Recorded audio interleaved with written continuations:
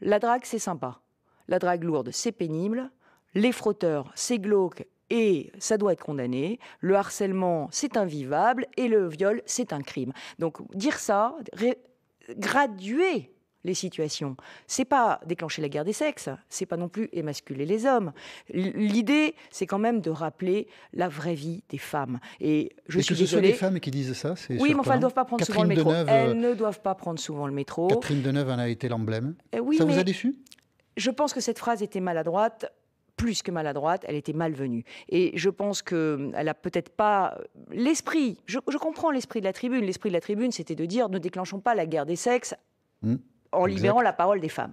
Ça, évidemment, on est toutes d'accord, et enfin, je pense que vous l'êtes aussi, messieurs. Donc l'idée, c'est évidemment pas de déclencher la guerre des sexes, l'idée, c'est évidemment pas de revenir au puritanisme, mais enfin, il faut appeler un chat un chat. Et une femme qui prend les transports en commun, et vous savez que je suis responsable des transports en commun, beaucoup de femmes se sentent en insécurité, beaucoup de femmes se sentent salies et humiliées. Qu'est-ce qu'on peut faire par ces gestes profondément déplacés de ces hommes qui se frottent contre elles. Donc le sujet des frotteurs est un sujet. Moi, il m'est déjà arrivé de gifler un frotteur dans le métro et j'en ai pas honte et je le referai. Mais maintenant, il faut que la puissance publique... Quelqu'un qui vous avait agressé? Quelqu'un qui avait essayé de mettre sa main sous ma jupe, oui. Donc je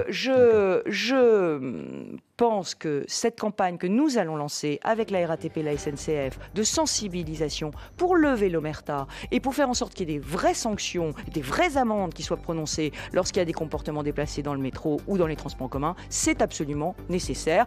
Je veux dire, les hommes aussi doivent apprendre à respecter les femmes et ça passe aussi par l'éducation. Alors la région fait une grande campagne pour les adolescents parce qu'il faut aussi éduquer les jeunes garçons.